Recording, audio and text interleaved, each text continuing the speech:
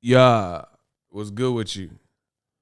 Man, we got some channel members and shooters in here, man. Let's get it. Sura in the mix. Business Brain, A1 Diggs, Stick and Move. Ryan Wright, Carleon. Okay. Ricky Williams. Okay. Tania. Okay. We got Streamlabs in the building. Frankie in the building. Yo, we got to get the likes up, though. Listen, I scheduled this stream earlier. Well, I didn't schedule it. I went live earlier, and YouTube was tripping. They didn't send notifications out, so I came back, and I guess they still ain't sending notification out. YouTube want to hate so bad. Whatever. We still making all the dough. But, yeah, I had to hit y'all off with a little stream today. I got a lot of work done. Styles, what's good with you? Yeah, y'all got to get the likes of Kenya B. I see you. What's up? Man, we got to talk about this Shakur's situation. I don't like what I'm seeing, and I'm going to explain why in this video. So we're going to warm the mic up a little bit. YouTube been hate. Bro, I tell you, every time we have a lit Boxingego watch party, YouTube be hating with my lives. They don't send no notifications out. People don't know when the lives is coming and all that. But we still making dough.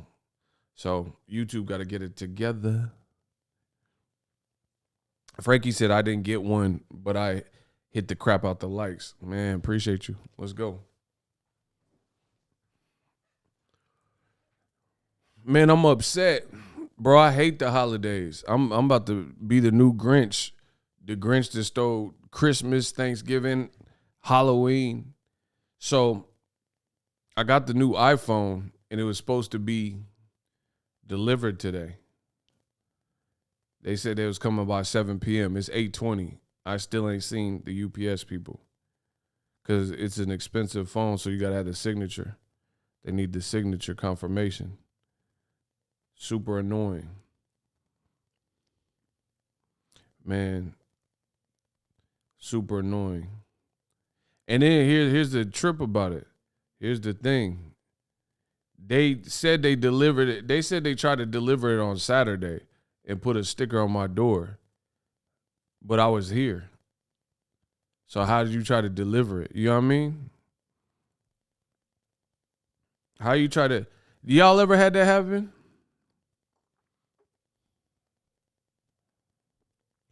Have y'all ever had that happen? Where UPS put a little sticker on the door and say they attempted the delivery? Like he did a baby knock? He must have been... All right, nobody's here, and left. Man, come on, bro. I was here. Like, how did you try to deliver it and I was here, bro? Man, I'm a jump him when I see him, bro. Bro, is UPS, you going down. Listen, that's a bar. Listen, I don't play about my tech. Listen, I'm going to turn that smile to a frown. You work for UPS, but it's about to go down. You going down. I said you work for UPS, but it's about to go down. That's a bar. Listen, I said I turned that smile to a frown. You work for ups, but it's about to go down. Bro, they better stop playing with my gear. I need them to stop playing with me, bro. We maxed out. I maxed out the new iPhone Pro Max. They need to stop playing with the Dawn, bro. We fully loaded. Talking about they tried to deliver. I was here. You didn't try to deliver anything. Man, y'all better stop playing, bro. They playing these squid games with me. I ain't the one. They trying to play these squid games. We tried to, no. Austin, what's up? He said it's that Cali-ish. Facts. He said they do that one loud knock and take off. Shout out to my boy Boss Red. He said they go do one loud knock and then leave. Man, bro, who knocks like that though? He said they just go boof and then they just dip. Like, nah, bro. He just boof and then left. Nah, bro. Nah, that don't even make sense. Like, why wouldn't you actually knock like a regular person? Like, if you go to your friend's house or something, you don't just say boo and then get in the car and drive off. There ain't nobody do that. Come on, bro. Nah, bro. He didn't feel like waiting. There's no it's not like I don't got no dogs, no nothing. Like, it's not like some dog was going to attack you or something. Man, come on, they playing. So if y'all went to y'all capping. Bro, so if y'all went to y'all friend's house and your man said he was having a barbecue, you gonna do one loud knock and then get in your whip and then dip off. Like, come on, bro. That don't even make no sense. If you went, all right, we got a couple of ladies in here. Shout out to my ladies. If y'all was going to a baby shower, you going to Brenda baby shower. Brenda about to have a baby and put it in the trash. But anyway, Brenda having a baby in a baby shower, you gonna pull up, go to her door and just say, poof, and then get in the car and leave if you don't get a response in 1 second. Man, they playing with me, bro. They did me foul. Then they said they coming by 7 p.m. It's 8:23. Bro, it's 8:23. They still ain't come on my stuff, bro. Super annoyed. Tania said, hell nah. That's what I'm saying. That don't make no sense. Stop it. They need to stop, bro. Hey, how late do they come? What's the latest you got a UPS delivery?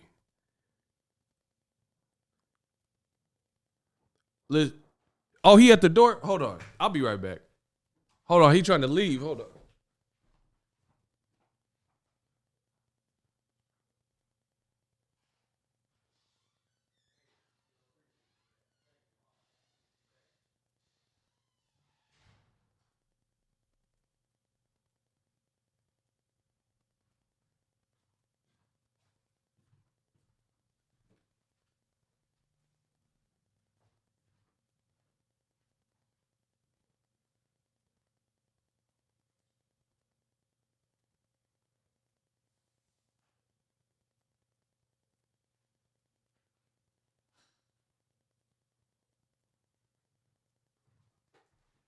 Ah!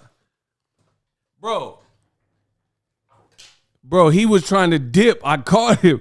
Bro, listen. He tried to dip. Bro, he laughed because he knew I ran out there. Bro, it was this Asian dude. He looked like dude from Squid Game a little bit. I ain't saying it like all Asian. Don't try to, please don't. Nah, he really looked like dude. And he was smiling, bro. I had to catch him. Bro, he tried. Oh my gosh. They try, bro, Squid Game tried to get away from me though. They said they coming at 7. It's 8:25. And I heard one knock. He said, "Pow."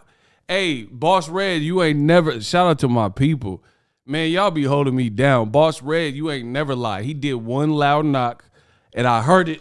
That I couldn't even put it on pause or nothing. I just had to go chase him, bro. Bro, they trying to play these Squid Games with me. Man, stop playing with me. Red light, green light. Bro, I was on him. He tried to dip. He tried to, but what? We got, oh my God, ain't it pretty? Oh my God. Bro, he tried to dip on the kid, but I told you we lit.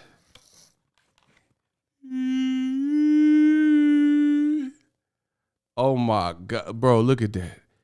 In all its splendor. Boss Red, you ain't never lie. I really had to chase cuz, bro.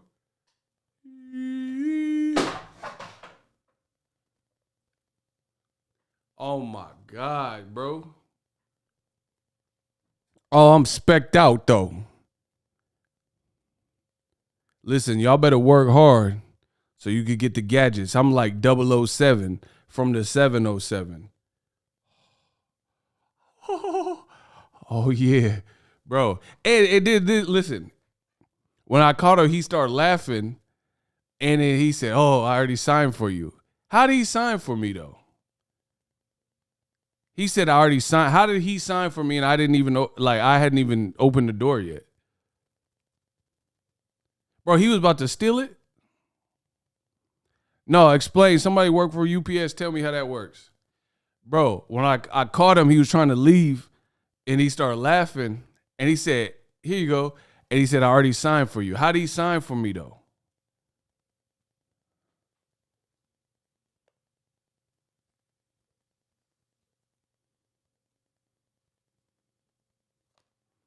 How did he sign? Does anybody, ain't nobody know anything? How?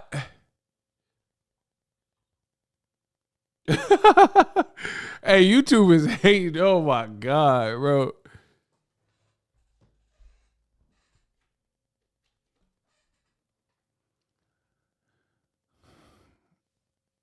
Man, YouTube is hating, bro. Hey, how did he do that? I opened the door. He said he already signed for me. All right, y'all can see me.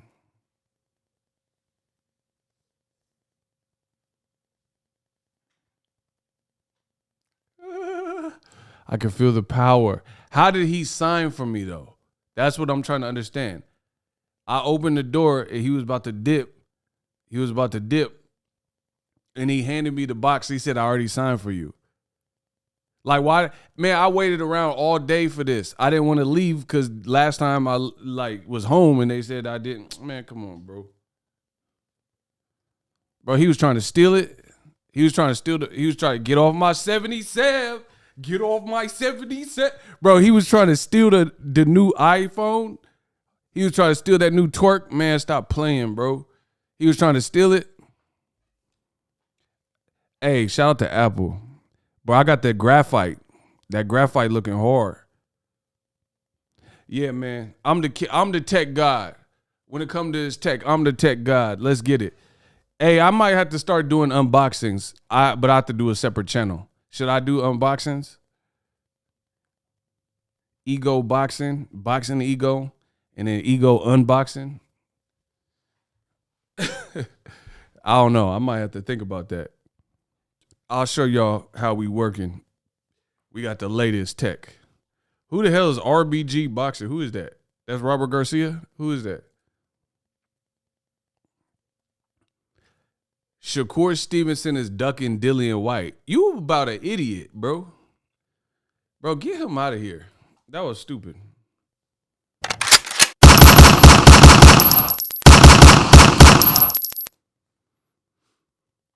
The man said Shakur ducking Dillian White. Get that stupidity out of my chat. That was just stupid, corny, whatever you want to say. Anyway, my bad. Let's get started in the content. Man, I should end this so I can hook this phone up. Y'all want me to do a stream? Or should I end it so I can play with this? Y'all better get the lights up because I'm about to end it, dog. Bro, I'm about to Kurt Cobain this stream. Yeah, listen, y'all better yeah. Y'all better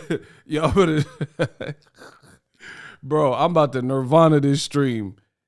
Man, I've been waiting all day anyway. Man, y'all better stop playing. You better get the lights up. It's over. It's about to be over. I'm about to Cobain this screen. Y'all playing.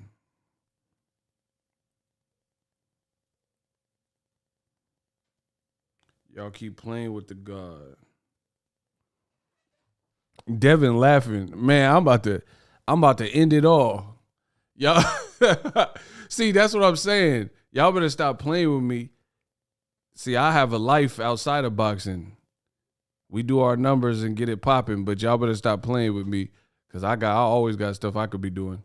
Anyway, y'all lucky that I started the stream. So we'll rock out. Hold on, let me put this down. Oh. Hold on, let me put this down because if I drop it, I'm gonna be mad.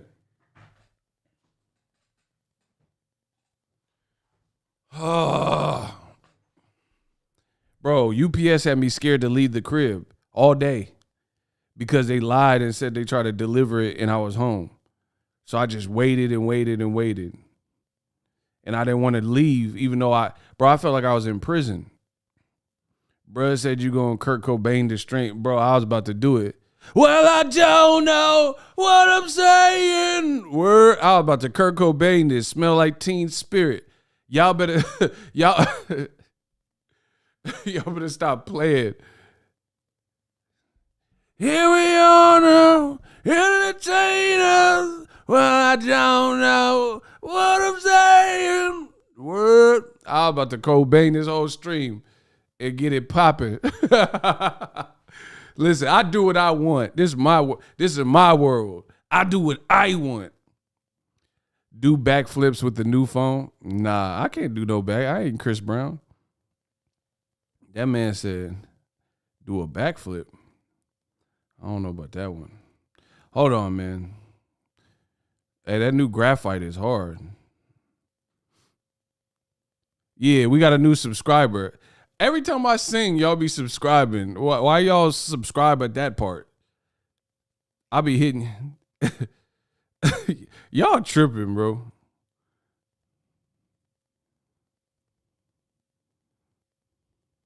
Hold on.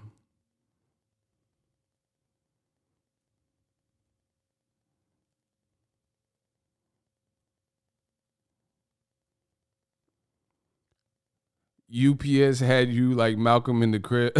Nah, y'all trying to do me greasy.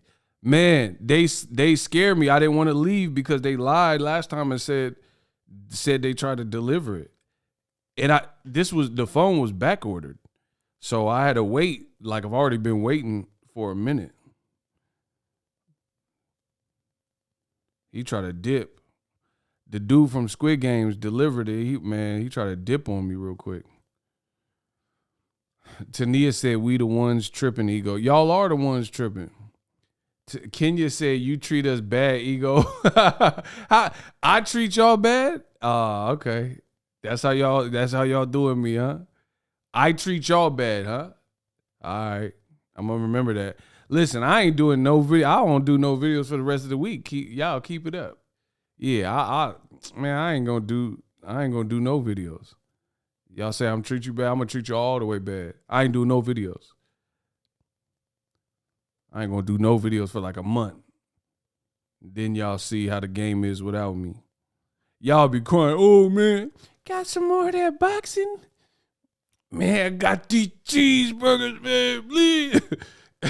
Yeah, if I dip for a month, y'all be lost. Y'all be lost. Y'all watch the Canelo Caleb playing by yourselves. Y'all said I treat you bad. What? Bro, y'all would be bored, uninformed. Talking about I got these cheeseburgers. Man, got some more of this boxing, man. Look at Kenya, she know. Damn, you gonna do us like that, Ego? Man, I guess it's me against the world. Y'all said I'm the evil, the evil existence or whatever. All right, man. Let's get to the stream. That happened one time earlier this year. It was weird. Don't do that again. Even old me. Yeah, see, Prince. Shout out to Prince Savage. Yeah, I took a little break unannounced, and old media they were sending all the channels. When you gonna go live? Do it live, please. Please do it live. They was begging me. I promise. They was crying in there. It was like, when you gonna do it live? I've been waiting. I've been at the crib waiting, staring at the phone for you to go live, bro. They was fiending for the lives. Man, y'all better give me my flowers right now. Bro, I'm going to be in them Eddie Reynoso streams. What does that mean? Oh, he going live? He trying to compete with me? Eddie Reynoso? Is that what y'all saying? He said, I got these streams, man. Please, man. Bro, the craziest thing, I hate the whole internet. I make money on the internet, but I hate it. Because when I did that unannounced, like where I didn't go live, I was just taking a break. I just felt like a break. They were lying on me, though. That's why I don't like the internet. Y'all just, if they don't know the truth, they were saying me and Lil Nas X was getting married. They were spreading all these lies about me. And I was just looking at my phone like, you ungrateful motherfucker. You see what I'm saying? Bro, they said I was in jail. I was in prison. I was like, what? All that because I didn't do a live stream. Bro, they was making up hella rumors about me. They said, I told Mel Gibson he could use the N-word, all types of stuff. I was like, damn. This is how y'all feel? The East Coast ain't got love for Boxingego? Let it be known then. Bro, there was oh my gosh, they was making up so many. They said I was with Wilder. Oh, just all this weird stuff, bro. I'm like, I ain't with no Wilder. I'm at the crib. What you talking about, bro? Man, when they ain't got no dirt on you, they just make it up. They talking about I'm scuba diving with Wilder and all this weird stuff. I'm like, I ain't scuba diving, bro. Shout out to Isaiah. What's up? All right, I guess I'll get to the boxing.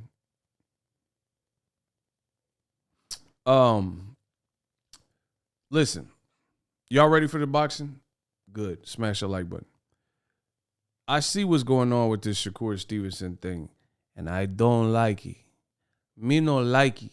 Me no like it what's going on in the boxing game. So leave it to me, the end-all, be-all, El Capitan, numero uno, act like Juno, to talk about it. So I did an Unpacked. You guys should check that out if you haven't done it. I dropped it this morning. It was an unpacked video about this very subject, but now I'm live and I want to touch on some of the points. So it's a detailed video. Check that video out for like more of a detailed once and done breakdown. But Shakur, sky's the limit. He looked great versus Jamel Herring. Awesome performance. Shut up everybody who had anything negative to say, anyone who had questions and criticism.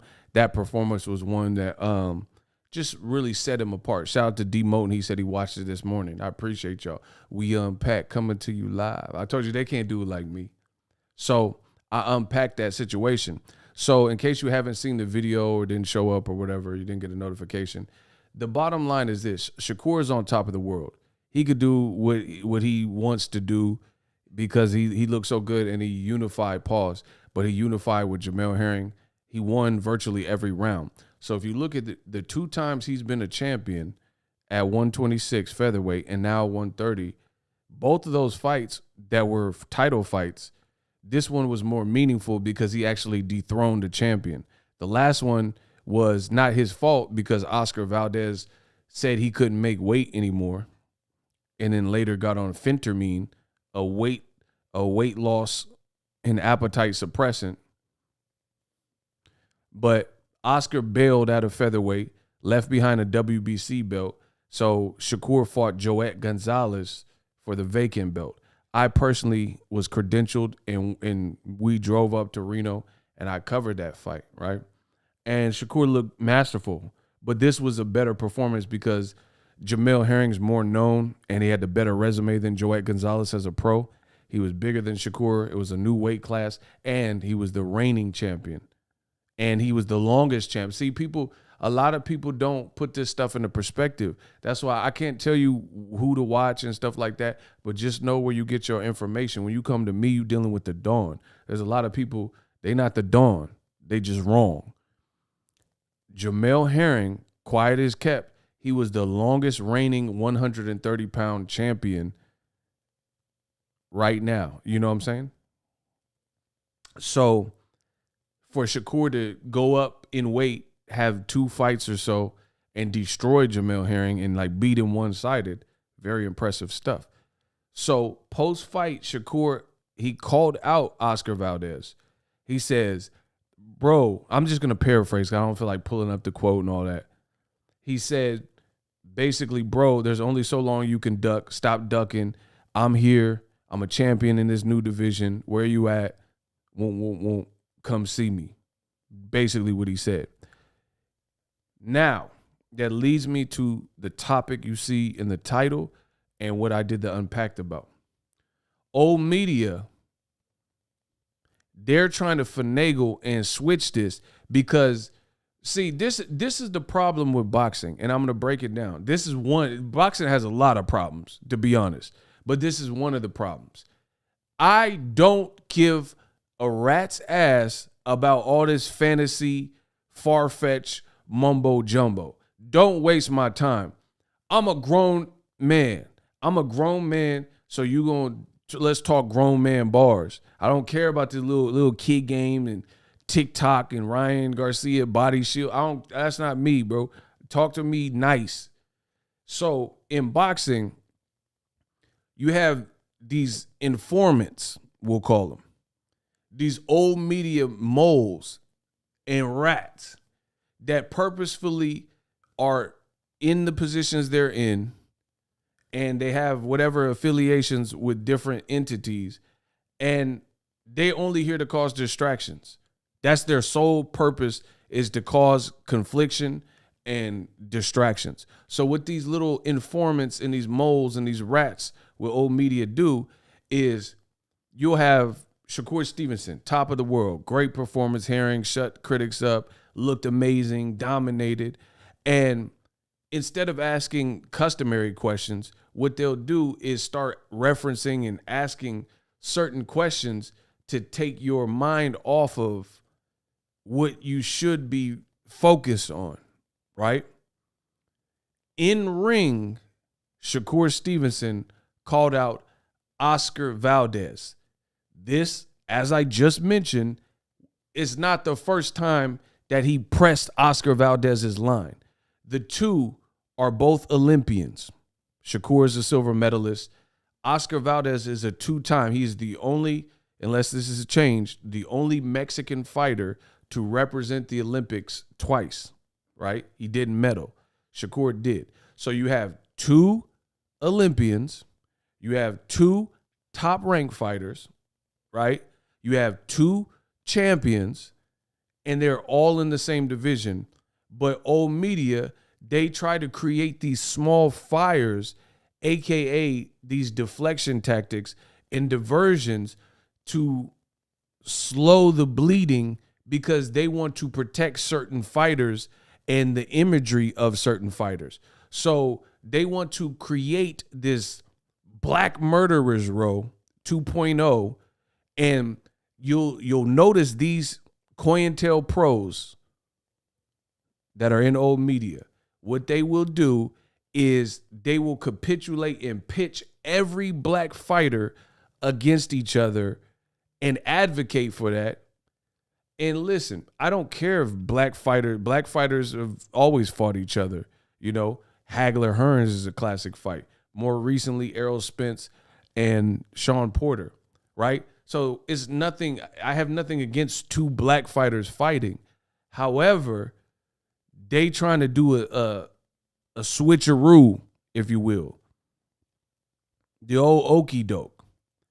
Don't pitch to me two black fighters fighting.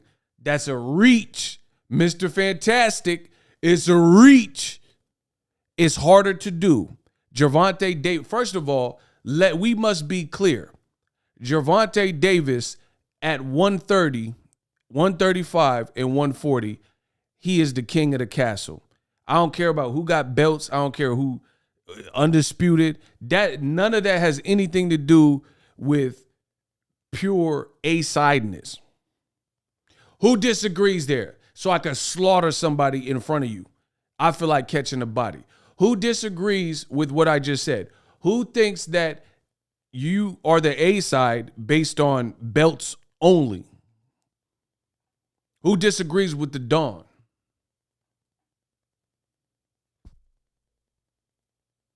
Who believes that you become the A side of boxing or your division based solely on the belts you have? Who believes that? Step up. See, listen, when I get on here and I do these videos, they say, oh, Ego, you don't know what you're talking about. But then when I give you guys an open forum, see, they want to create distractions and diversions when I'm focused and but then I give you guys the floor and let you interject and ain't nobody got nothing to say. So I'm going to try it once again. Who believes that you become A-side just because you have belts? Who believes that? Or because you have the most belts or mini belt. That don't make you. So for case in point, Teofimo, he has more belts than Gervonta Davis. That's a fact. He got all the belts except for the Devin Haney situation. So he's not undisputed, right?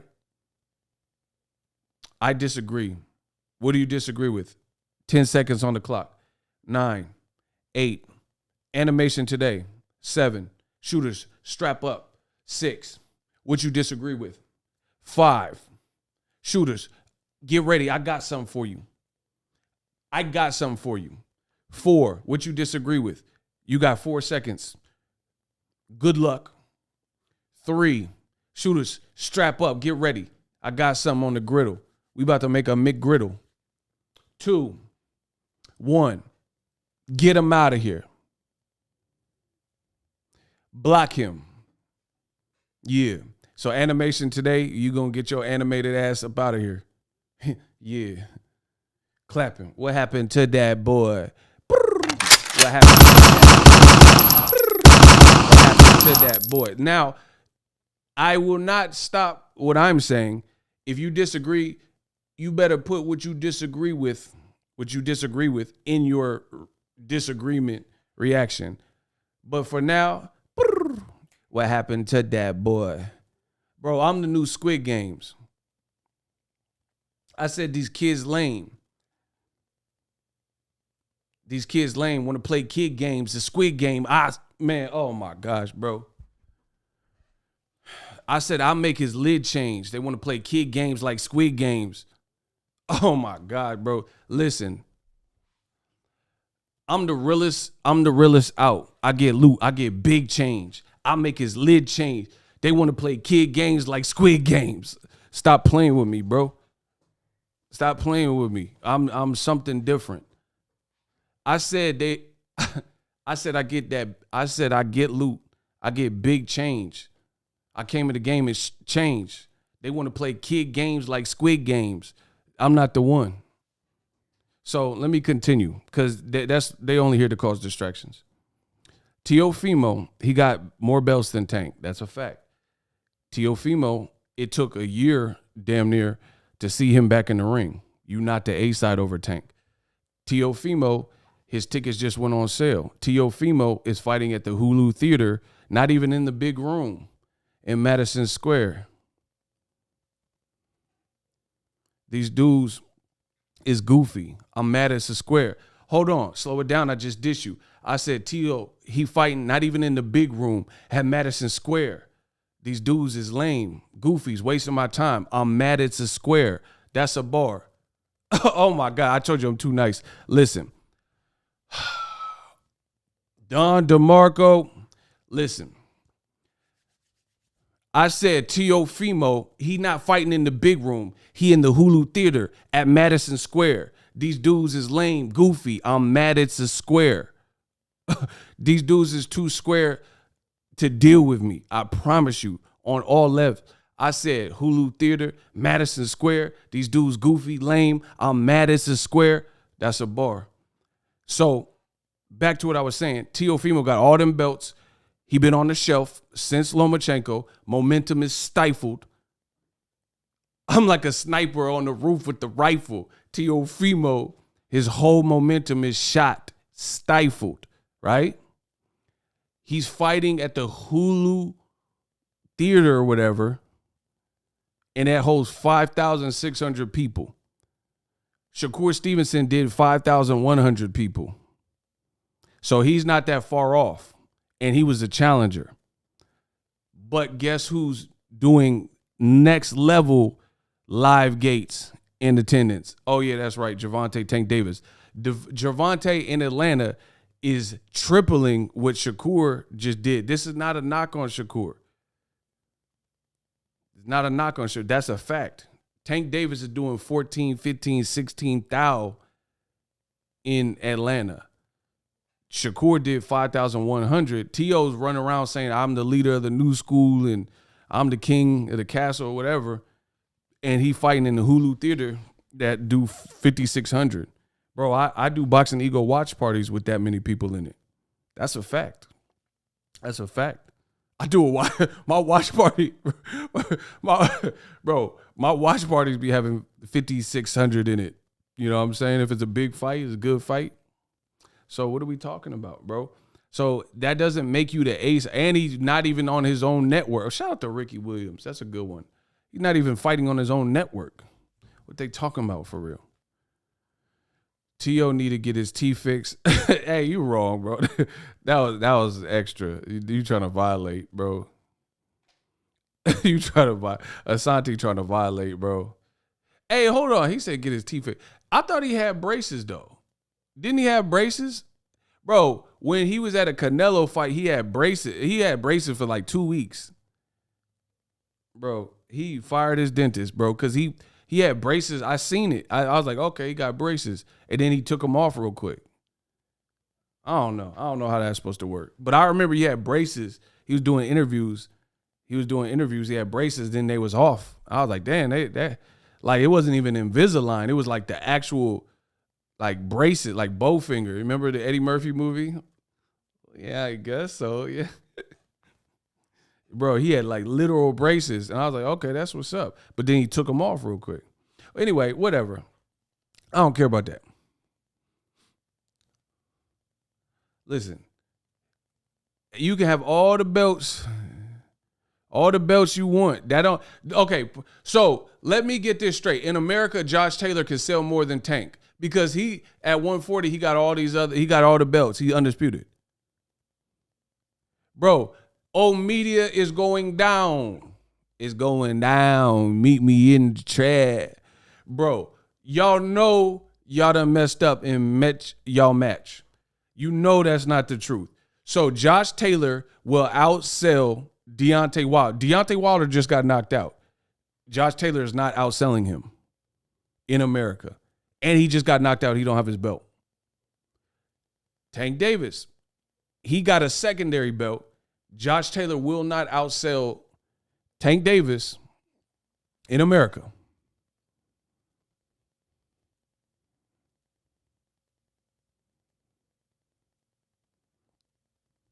So that don't like that. That's not how you formulate who is the A side. Trust me.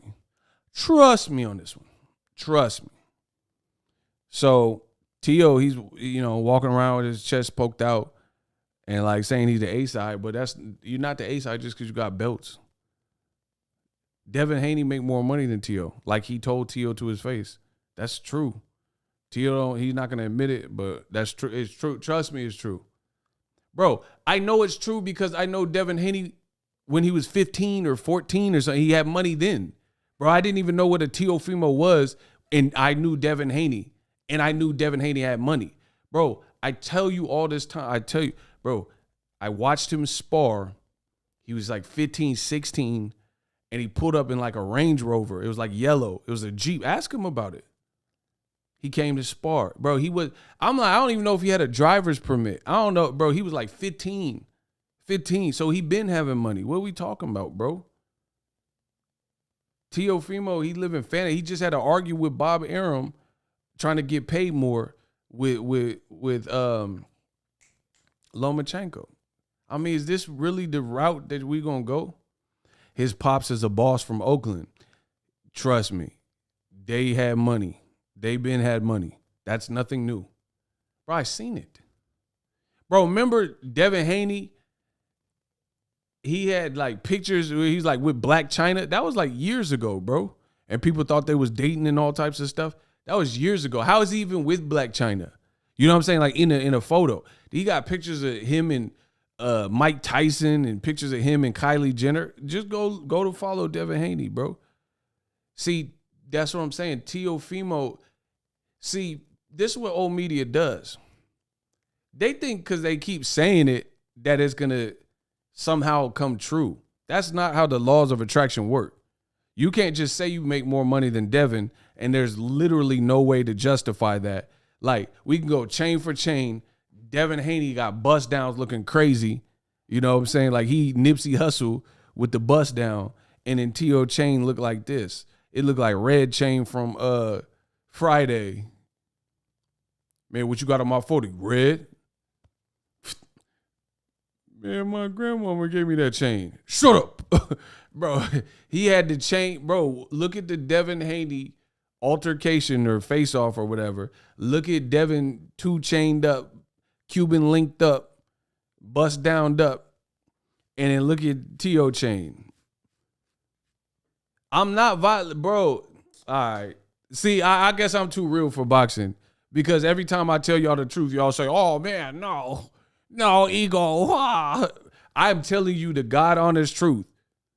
I got the clip. I could pull it up, bro. See, this is not what y'all want. When them clips come out, bro, this is not what, listen, I told you, this ain't what you want. When them clips come out.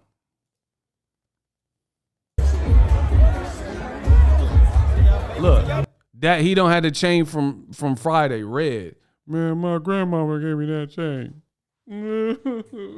Bro, y'all say I'm violent. That's not violating when it's true. Bro, look at Devin's neck, bruh. Bro, let's go chain for chain, bro. I had that chain in the 8th grade on the set, bro. And I had a Tasmanian devil. Little emblem. Bro, look at Devin's neck. We're just talking. Listen, this is what these kids like to do. They want to talk money or whatever. So I'm just saying you can't just say what you want it to be. Look at Devin's neck, dog. Look at his neck. So you mean to tell me that Chio or whatever his name is, Leo, well, y'all know what I'm talking about. T.O. chain is the same value. Man, come on. Bro, he probably had to get allowance from Bob Arum to get that anyway. Stop. So I'm just saying, if you're going to say something factual. And his dad got the last of the Mohican arrowhead on his chain. Man, come on, bro. Y'all, I told y'all, don't do that.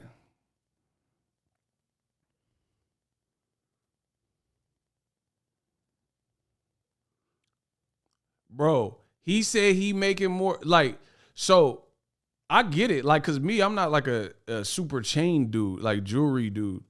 So like, you know what I'm saying? That's not really even my steez. But these guys are younger than me. You know what I'm saying? So this is like the lane they're in. Look at Devin's chain, bro. Look at how the light hit it. All right. And then look at Teal's chain. Bro, so again, if you're gonna say something, just you gotta be accurate. It don't matter who you is.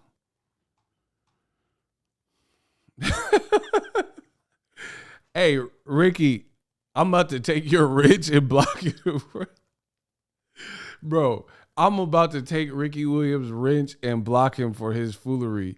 Bro, this man said, hold on. Bro, I might have to block my own shooters. This is sad.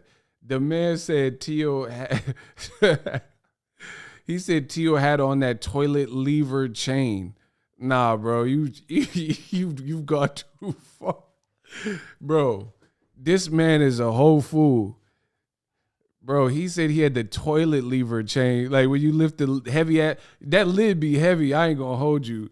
Listen, when you take that toilet lid off, bro, that's made out of like the Bible or something. That be heavy. It'd be like King Arthur, the sword in the stone. Bro, y'all ever take the toilet lid off and it like you gotta be Conan the Barbarian. You gotta have the might of Thor to take that heavy ass lid off. But when you get that heavy ass 10 Commandment ass lid off, you see that toilet lever chain with the flange. Nah, bro. Bro, what is that? That's the rock they wrote the 10 Commandments on. Bro, why did the lid need to be that heavy, bro? Bro, that's a penitentiary workout. You could just literally go to the bathroom and take that off and hit them preacher curls. And then squeeze on the way up. Bro, lift that toilet lid up. Bro, you'll be cut up like Prime Arnold. Yeah. You'll get the sensation of coming day and night. That's be heavy. Listen, that toilet lid be dumbass heavy for no reason. Who got blocked?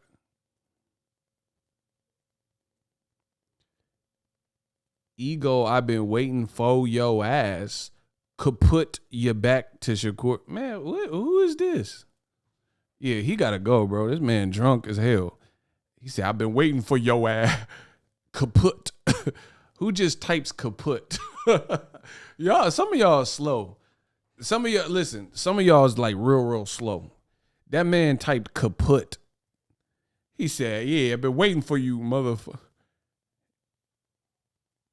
Everything gone kaput. Social media been tripping. You jive turkey sucker fool. Like kaput. Man, y'all need to get off my dick, bro. It's sad. Let me do me. Listen. This is called YouTube. This is not WeTube, our tube. This is my bro. They thought this was our tube. Bro, this is what I do. This is my bread and butter. This is my baby. This is not our tube. This is YouTube, where I get to express myself on my channel. You be like, yeah, I don't care about the Devin and Teal angle. Get back to Shakur. Like, bro, this is not a group thing. Like, this is my channel. I talk about what I want on my channel. He's like, man, I'm going to the next channel, kaput. You hear me? Like, all right, my shooter's going to have you kaput. Stay put, so my shooters have you kaput. Let's go. I'm sick of these safety patrol, these crossing guards constantly trying to tell me and direct traffic. Bro, I'm good. I've been doing this for years. Y'all know I get a little sidetracked sometimes. Chill, bro. He's like, all right, come on. Safety patrol. These crossing guards trying to direct traffic, bro. If I don't ever want to talk about Shakur Stevenson for the rest of the year, then that's what I'm going to do. You ain't going to change it. He said, our tube like Debo's our bike, right? Y'all tripping. Y'all tripping now. Yeah. Anyway, so chain for chain, it tells a whole story. Bro, Teofimo, okay, put it this way. Listen, I'll wrap this up. When is the last time you seen Devin Haney complaining about money? Listen, my thing is this. I don't care about Shakur money, T.O. money, Devin money. That's cool. Money is money. They print money every day. What I do care about is the truth. So if you're going to make a statement, then be held accountable for the statement in which you make. That's it. So T.O. says, I make more than you, Devin Haney. When Devin Haney said, I make more than you, let's analyze that. It's that simple. So my question to you is this. If we're analyzing what T.O. said in his allegations and Devin Haney in his allegations, what seems the more feasible? What seems the more reasonable? When have you ever heard Devin Haney complaining about money? Saying, oh, man, when's Eddie going to start paying me? Please. I'm deserving of this. Name a time. Name one time in boxing history where Devin Haney, you seen him publicly complain about he wasn't making enough. Just let me know. And cite your source. Name a time where you seen Devin Haney complaining about his finances. Name a sole time. Like, hey, remember that Christmas where Devin Haney said he gonna sue Eddie Hearn? Or like, tell me, when did this happen? Shout out to my boy Deron Herron. Devin Haney signed a co-promotional fight deal with DAZN. He's a junior partner and T.O. is just an employee. Boop. See, this is what I'm saying. Shout out to Deron who knows his boxing. I said shout out to Deron. These dudes is wrong. All they do is get it wrong. So I can tell you times where Teofimo talked money, and was like discontent with the money he was receiving. That's in print. Teofimo, if you type in, just Google it. Don't take my word for it. See, everything I say is real. So you can trace it back. When you just say stuff, there is no tracing it back because it's an urban legend. It's a tall tale. It's a wives' tale, right? The stuff I say, you can find all this stuff. I lived through it, so I don't have to find nothing. Type in Lomachenko, Teofimo Lopez, fight in jeopardy and see what comes up. And then read those articles and read those tweets and you'll see why the fight was in jeopardy. It was over finances. Not on Lomachenko's side. Loma was getting $3 million plus, so he was good. It was a career high payday for Loma. He wasn't tripping. He was the champion, and he was happy with his purse. The person and the side that wasn't happy was, guess what? Teofimo. T.O. then went on and said he a $5 million fighter. So he's been literally pretty much lying to you. He said he's fighting for 5 million minimums. And I'm like, since when?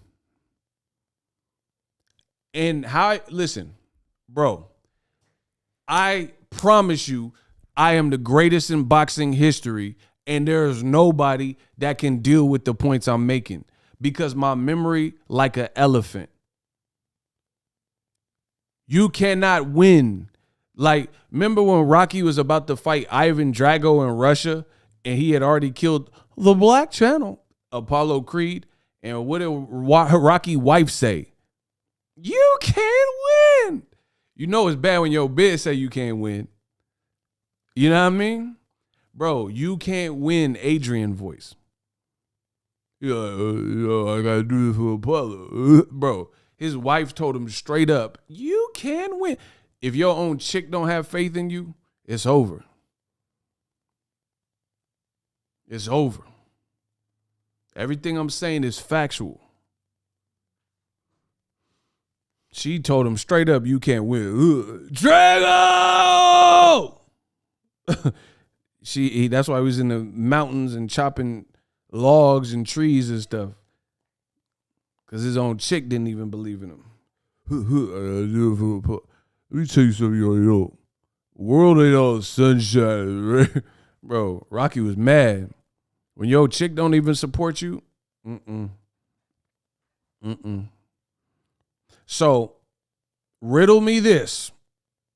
Step up to the plate and get destroyed. I'm the best ever.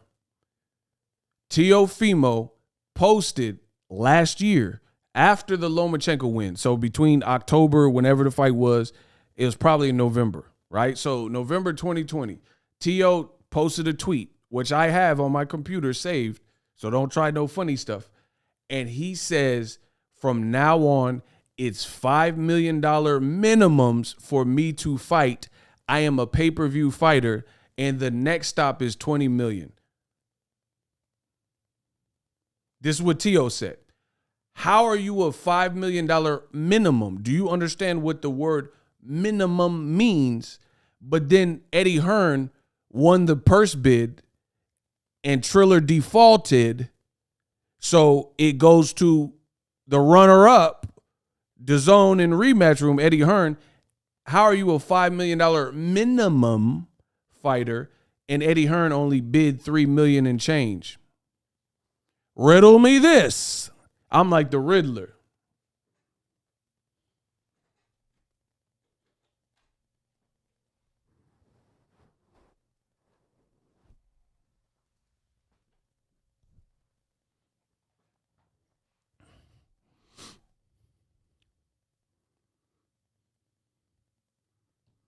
Wow.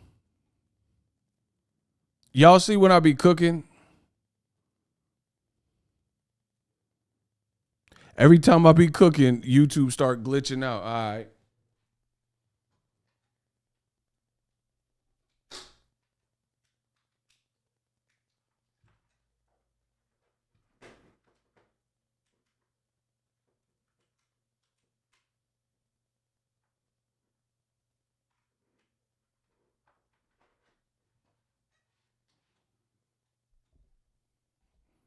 Every time I start slaughtering, it start glitching out. So I don't know what to tell y'all.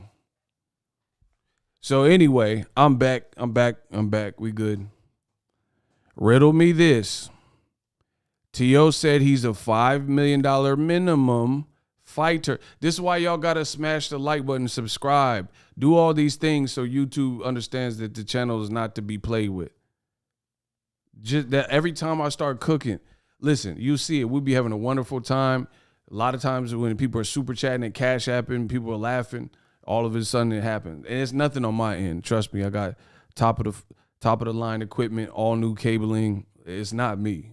My internet's the fastest that Comcast even has, or AT&T. So anyway, riddle me this. How is Teofimo a $5 million minimum fighter if Eddie Hearn is secured the rights for the fights and he didn't even bid $5 million? Explain that. He bid $3 million. I could pull it up to get the exact number, but I know it was under $4 million, and it was like I don't even know if it was like $3.1 million. So how are you a $5 million minimum fighter going for $20 million? And the flyers are already out. Eddie Hearn secured the rights after Triller defaulted because they said they were losing money on you. So explain that. Riddle me this. Explain how he's a $5 million fighter. So again, I'm not going to believe when Devin Haney's in front of him saying, I make more than you, let's get Eddie Hearn. You know you don't make more. And he's like, yeah, I do. So I'm not going to believe the person. I'm going to believe what I've seen with my own eyes. I've seen Devin Haney when he was 14, 15, 16 years old. I don't know his exact age, pulling up in some wet-ass vehicles. I have seen that. I've been at fights. It was Broner and Pacquiao. I interviewed Devin Haney. He had like a red hoodie. He got, you know what I'm saying, jeweled out and all the AP watches, all that. So I've seen that with my own eyes. So it's a bad look, people. It's a bad look because you can't just lie your way to the finish line, to the truth. You know what I'm saying? That's not how it works. And the funny thing is this. It would be cool if you, like, if Devin makes more money, then, you know, and you want to focus it back on boxing, that's cool. But for you to lie and you know you're lying, that's what I have a problem with. You see what I'm saying? Like, for example, I do good for myself. I do very well. But I'm not going to sit up here. If Jake Paul said, oh, I make more money than you, he does make more money than me. You see what I'm saying? Me, who I am, where I come from, if me and Jake Paul were going back and forth and he said I make more money than you, he does make more money than me. So I'm not finna lie and try to fake stunt. You know what I'm saying? Like, nah, man, Jake Paul, you smoking dope. He does make more than money. And see, me as a true alpha, I don't care. There's a lot of people that make more money than me. Floyd, you know what I'm saying? So I wouldn't even have those battle. I'm not going to battle Elon Musk or Floyd and say I make more money or it's even close. Who cares? There's a lot of people in this world that they make more money than you. So you got to be comfortable in your own skin. I don't care who make more money than me. Shout out to Kamal Oz. Post Lomachenko's, he said, post Lomachenko, T.O. stock has dropped like Thurman's. Facts. But Thurman, I don't even know if we can compare Thurman because Thurman's 30 plus and T.O.'s supposed to be in his youthful prime. Thurman also has signature wins, multiple, before he started really tripping out and like taking vacations and injuries and stuff. He had already beat Danny Garcia, Sean Porter, Diego Chavez, Robert Guerrero. So he had already main evented and, you know, done a lot. And then he fought Pacquiao. You know what I'm saying? So I can't even compare Thurman because even though Thurman, maybe he's lost some hunger, that's cool, but he's already done way more than T.O.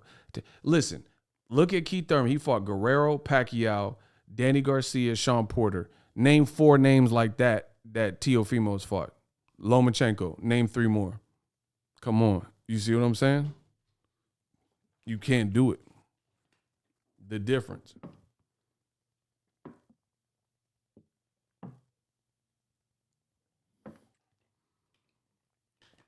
Yeah, man. Like for me, like I said, I'm not finna argue if someone there's a lot of people make more money than me. That's cool.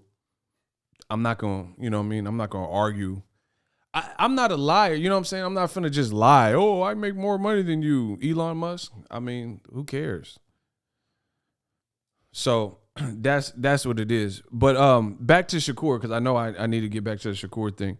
I just had a side rant on that. But the thing is, with Shakur, he been calling out Oscar Valdez. Old media trying to do the old switcheroo and try to get you to focus in on Shakur fighting Gervonta Davis. No. For a few reasons. One, Tank Davis is the A-side over all these dudes at 130, 35, and 40. So he's the A-side, bar none, 130 to 140. He's the A-side. Even Josh Taylor, who has more belts. Because guess what? Being an A-side is not indicative of how many belts or how many boxing purists respect you. That is not what it takes. Listen, if that's all it was about, then Guillermo Rigondeaux would have been the A-side. But guess what? We know that's not how it works. Guillermo Rigondeaux, when he was at 122, he's a boxing purist. Boxing purists love Guillermo Rigondeaux. But he wasn't the A-side over, let's say, Donaire, or he wasn't the A-side over Leo Santa Cruz at 26. You know what I'm saying? These are great fights. These guys should have fought him. You know, Donaire should have rematched him. Leo Santa Cruz should have fought him. But that doesn't, you don't just, because you're a good fighter, that has nothing to do with A-side. Tank Davis is the A-side because he's been branded and he's hitting and he's producing numbers. You know what I'm saying? That's like saying, like, see, this is what people don't understand, these concepts, and they're really not hard to grasp. The Rock could be the highest paid actor in Hollywood. Doesn't mean he's the best actor. It doesn't mean he has more acting chops than Brad Pitt. But if he's the highest paid actor, he's the highest paid actor, and that's just what it is. You got to respect that angle of it. You know what I'm saying? That's not to say Jake Gyllenhaal might be a better actor than him. You know what I mean? But that doesn't mean he's getting paid more. So you got to focus in on what you're arguing for and against. If we're talking about blockbuster actors, The Rock might be the highest paid person at that given point. Again, it doesn't mean that Robert Downey or Jake Gyllenhaal can't act or are not superior actors. It just means in this field, in this arena, he's the one that's making it. And Tank Davis is a little bit of everything. I think he's phenomenally gifted and skilled. Plus, the celebrities and the stardom and the numbers are resonating with him. So that's what we're talking about.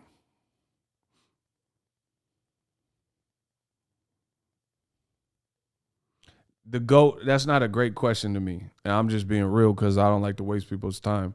Boots looks big as hell. So you're talking about him staying around at 47? Come on, bro. You got to do better. You got to do better. I'm not even wasting no time on that, bro. Boots looks massive at 147. You talking about guys that are at 35 moving up to 47? I don't see him being able to stay around that long. He looked big. He looked big, bro. He a beast though, but he looked way too big to be around for guys to move to the weight classes, and he's just chilling there. Nah, bro. Listen, I'm a straight shooter. I don't waste my time. If it don't look logical, then I ain't gonna spend too much time on it. Boots, he a beast at 147. Hopefully he gets the fights he wants, but there's no way he's gonna be there as long as it takes Devin Haney, Ryan Garcia, and all these guys from 35 to get up to 47. I don't see that. Kamal Oz, corporate media using the same tactic with Boo Boo and Maul. Thank you, Kamal. That's an amazing point. I think I covered that in my Unpacked video, but what me and Kamal are talking about is this. This is what old media's tactic is. They want you to focus on all the things you shouldn't focus on, so you don't focus on the very things that you should focus on. And I know that sounds a little crazy. They say I talk a little fast, so you listen real fast. I ain't got to slow down for you to catch up, right? But let me unpack that and go over it again. Old media throws out these distractions and deflections so you focus on that in which you shouldn't focus on instead of focusing on what you should be focusing on, right? Let's say this is high school. If you need a certain amount of credits to graduate and you're a jock and you already have an A++ in PE, guess what? You got that covered. So you don't need to focus on physical education, PE, anymore. But your math score, your math class, you are failing in that class. So that's what you need a tutor in. You don't need to double down on something that you already got under control. Does that make sense? If you are a jock and you're super athletic and you got an A+ already in PE and you have to have a certain amount of credits to graduate, to walk, to get your diploma, then you don't need to focus on PE. You got to focus on what you're failing in or what you're weaker in to bring your scores up and get the appropriate amount of credit so you can graduate. So why would you get a PE tutor or stay and do extra credit for PE while you're failing in social studies, you're failing in government, you're failing in math? It doesn't make sense. So there's no student counselor or person on the school district, like superintendent or whatever, that is going to tell the student, hey, you already got an A+ and you won't be able to walk if you don't get some of these other grades up, but double down on what you're already doing. That doesn't make sense. They're going to tell you, you need to do some extra credit. You need to see if there's some assignments you can make up in the things you're struggling with, right? So I said that to say this. This is the analogy. Old media, they're telling you to focus on the PE class, which doesn't make sense because you already got a great grade in PE and you're already good at that. And then you're failing in these other classes, government, social studies, and math, and you want to get your diploma, but they're telling you to focus on PE. So it's not advisable. It's not wise. And that's what we see, what Kamal's talking about, what I'm talking about. Demetrius Andrade is on DAZN. There are several fights over the span of since DAZN's been out, 2017 to now, a plethora of fights that he could have fought that would have helped his brand. Triple G, hand on guys and Max, right? Canelo was there. Caleb Smith was undefeated in there at a time. Billy Joe Saunders was undefeated in there and failed a test and got the first fight canceled. You know, I don't know if he'd fight Danny Jacobs because they're friends, blah, blah, blah. But Jaime Munguia, that's Demetrius Andrade's mandatory. So I just named 6 fighters, all with DAZN, all who campaign on DAZN. And old media says, don't focus on any of these 6 people. Focus on how Jamal Charlo and Andrade aren't fighting. Man, come on, bro. So I just named 6 guys over the span of the last few years, 6 guys that are all on the same side of the street as Demetrius Andrade, and not near one of them fights happened. And some should have happened, like Jaime Munguia. That's Andrade's mandatory. But old media is saying, hey, don't worry about that. Overlook that. We got Munguia and Gabe Rosado. So who cares? And then they want to put this false pressure on Jamal Charlo to do this deal across ponds and stuff like that. It's stupid, bro. And we know what that is. It's like it's clout chasing in the highest form, and it's annoying, bro. It's annoying. If your company, your network is not willing to make the meaningful fights within your own organization, you can't really say something else about nobody else's organization because you're not even making the fights. Same thing goes for Top Rank in the situation with Shakur Stevenson. You just got the 2 black fighters, Jamel Herring, he just got cooked by Shakur. So now you have a Mexican champion. Shakur keeps calling him out. He's been calling him out. Why would I focus on a black fighter, Shakur Stevenson, fighting another black fighter with another network who already has a fight December 5th, and I'm supposed to focus on that? And Shakur himself said, me and Tank down the line would be a fun fight. But let's make all the articles, all the graphics on social media accounts about Tank and Shakur, and they're not even in the same weight class, but then 2 guys who are on the same weight class, who one of them has been incessantly called out by Shakur Stevenson, and they both have the same promoter. Let's not focus that. So we know what that is, bro. We know what that is. Shakur just said if Top Rank tries to make Valdez and Navarrete, then that's a bad look. Or he said something to this effect. Shout out to J-Dog. Man, me and J-Dog been telling you for years. He said, Boxingego, I called it out immediately after the fight. They're using Tank Shakur as a distraction to save Oscar Valdez. Exactly. It's also funny that they not mentioning Shakur and Ryan Garcia fight. We been one. That's what I'm saying. Or add this to the equation. Tank Davis just fought at 140 pounds. True or false? Listen, let's play cap or fact. That's the game I created for y'all. I'm the best doing it. I'm the best doing it. I came to pursue it and ruin it. Listen, I got a game I like to play. It's called cap or fact. Cap or fact. Tank Davis' last fight was at 140 pounds. Cap or fact? Is that a cap or a fact? Is that a cap or is that Snapple facts? Okay, everyone's saying that's fact. Tank Davis and Rolly is at 135. December 5th. Cap or fact? Is that cap or fact? Tank Davis already has a fight December 5th at 135 versus Rolly, his mandatory. Cap or fact? That's fact too? Okay. I'm 2-0. I'm 2-0. I'm 2-0. Now here's where it gets tricky. You got to listen. Shakur is being pitted against a black fighter with PBC that y'all just told me fought at 40. His last fight with Barrios. then is fighting at 35 against his mandatory. Y'all just told me that was all fact. And people are complaining, saying Tank Davis has a fake secondary belt. Meanwhile, Teofimo is at that same division where the Rolly fight is going to happen. He's with Top Rank.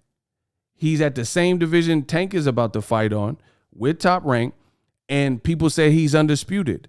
So tell me why old media would tell Shakur he need to fight Tank at 135, and they ridicule Tank and saying he got a fake belt and a secondary belt. Meanwhile, Teofimo got his chest puffed out and he with Top Rank, and he's saying he the $1 million man and he undisputed with real belts, even though we know the BS with Devin Haney, so he's not undisputed. But according to him, but nobody is making graphics for Shakur and Teofimo. Nobody's pushing that angle. So how does that work? So once again, this becomes the most sinister of all clout chase, because you're using Tank's name and you're trying to make that the storyline or the narrative.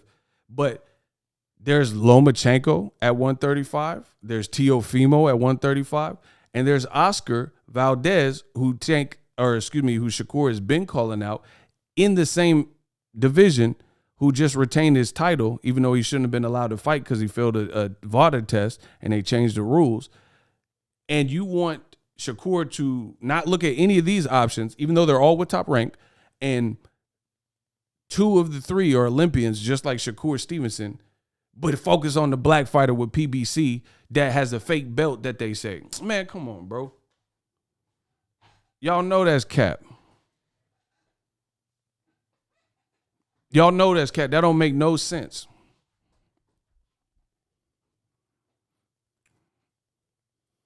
That don't make no sense. These are top-ranked fighters, in-house fights, and if he's going to fight anyone at 35, why can't he fight a top-ranked fighter at 35? Why does he have to? So you trying to clout chase Tank. And I'm not saying Shakur. I'm talking about the old media, the fans. Shakur, he's a fighter. He's going to want to fight everyone. I get that. All right, that's cool. I'm talking about old media trying to put this and shove this in your face. Why are they? Listen, that's how you know it's cap. This is what they do. This is how they marginalize and weaponize black fighters. And they want black fighters to off each other, and they don't want nobody else in the fiesta, right? MBF, exactly. Shout out to Carleon. Listen, they demonize guys like Tank Davis. They ridicule him, say, oh, you're not a real champion. All your belts are fake. Rolly's a cherry pick. You're not a big star.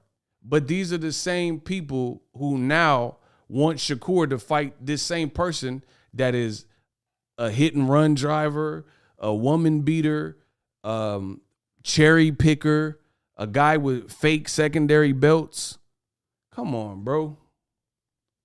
And a guy who either, Tank's not really the A side. Josh Taylor is. Teofimo is. So why you want Shakur to fight him so bad? Come on, bro. I'm the best ever. Kamal Oz. Corporate media and the man fans' agenda is very clear. Absolutely. Notice how these dudes that always talk money and business when it comes to others dismiss it with Errol Spence Jr. and Bud. That's what I'm saying. Like, you got to look through the, man, me and Kamal Oz is cooking y'all. It's like Steph Curry and Clay, the Splash Brothers, we destroying y'all. So we're not playing these little agenda games, bro. And see, this is the other thing that I told you, if it's fake, don't come at me with no fake stuff. You better make sure it's real. So my thing is this. I'm not here for fantasy fights. And I know the realities that exist in the world of boxing. So why not get done what's easier to get done, which is always going to be the in-house fights, right? He said Michael Jordan and Scottie Pippen. That's fair too. Let's go.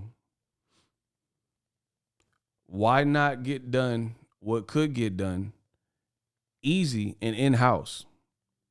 So you see the pivot, you see what is being done, you see the clout chase. It's the old media knows these fights aren't going to happen or they're going to be problematic, so they want to leech on. This is like, This is like a parasitic relationship. The old media are parasites. I swear to you. Old media, they have this symbiotic, parasitic relationship. They want to leech onto a host and clout chase off of what that person has done. But here's the kicker: to make that even more insufferable is they won't give the people that they know are lit. They won't even give them the credit. They'll tell you Tank ain't ish. They'll tell you he don't sell. They'll tell you he's not that good, and all these guys can beat him. So why are they so parasitic, and why do they want to leech onto what Gervonta Davis is doing? Old media I'm talking about, with these narratives. Like, and it's typically, you see this with black fighters. You see this treatment with black fighters.